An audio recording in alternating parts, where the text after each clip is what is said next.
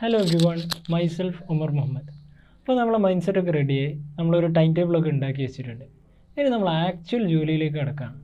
അതായത് പഠിക്കുക എന്നുള്ളൊരു പ്രക്രിയ നമ്മളെ മുന്നിൽ ബാക്കിയാണ് അല്ലേ. സോ അതിലേക്കുള്ള ഫസ്റ്റ് അഡ്വൈസ് എന്ന് പറയുന്നത് നമ്മളെ തേർഡ് സ്റ്റെപ്പ് ഈ ജേണിയിൽ, അതായത് ഫോക്കസ് ഓൺ യുവർ ബേസിക്സ്.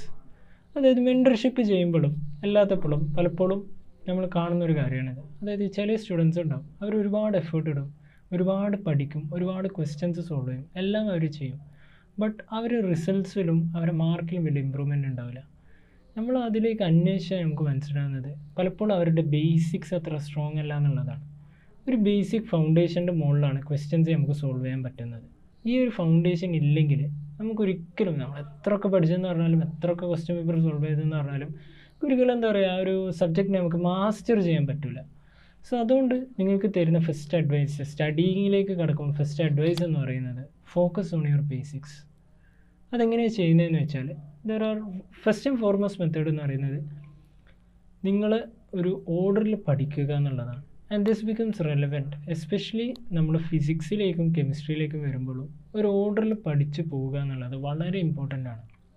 അതായത് നിങ്ങൾ ഏതെങ്കിലും ഒരു ചാപ്റ്റർ എടുത്തിപ്പോൾ നിങ്ങൾക്ക് കംഫർട്ടബിൾ എന്ന് തോന്നുന്ന ഒരു ചാപ്റ്റർ എടുക്കാം, അല്ലെങ്കിൽ നിങ്ങൾക്ക് ഒട്ടും അറിയില്ല എന്ന് തോന്നുന്ന ഒരു ചാപ്റ്റർ എടുത്ത് പഠിക്കാൻ സ്റ്റാർട്ട് ചെയ്യുക. അങ്ങനെ ചെയ്യുന്നതിന് പകരം നിങ്ങൾ ഏറ്റവും എന്താ പറയുക, ഒരു ഓർഡറിൽ ഫോളോ ചെയ്യുക. അതായത് ഏറ്റവും ഫസ്റ്റ് ആയിട്ടുള്ള ചാപ്റ്റർ, ഇപ്പോൾ ഫിസിക്സ് പഠിക്കുകയാണെങ്കിൽ നിങ്ങൾ ആദ്യം 11th വെച്ച് സ്റ്റാർട്ട് ചെയ്യുക. 11th ഫിസിക്സ് പഠിച്ചതിന് ശേഷം പിന്നീട് നമ്മൾ റിവൈസ് ചെയ്യുമ്പോൾ 12th ഫിസിക്സിലേക്ക് കിടക്കുക. ഇതെന്തിനാണ് ചെയ്യുന്നതെന്ന് വെച്ചാൽ സിമ്പിളാണ്. അതായത് ഈ ബേസിക് കോൺസെപ്റ്റ്സ് ഉണ്ടല്ലോ 11th 12th ഉള്ളത്, അത് ബിൽഡപ്പായി വരും ഓരോ ചാപ്റ്റർ കൂടുമ്പോൾ.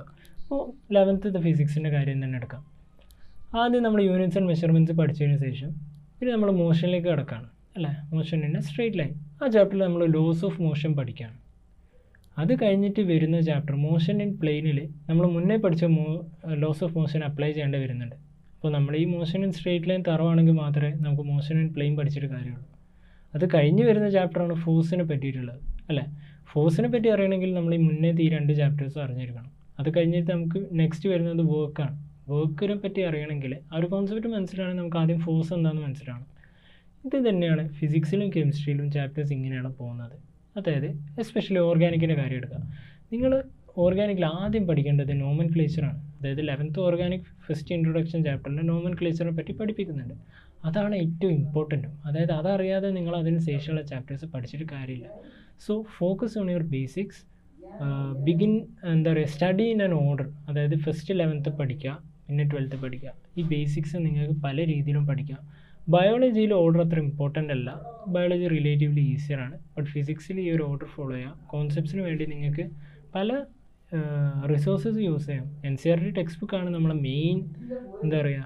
മെയിൻ സോഴ്സ് എന്ന് പറയുന്നത്. അതല്ലാതെ നിങ്ങൾക്ക് റെഫറൻസ് ബുക്ക് വെച്ച് പഠിക്കുന്നവരുണ്ടാവും, അവർക്കത് യൂസ് ചെയ്യാം.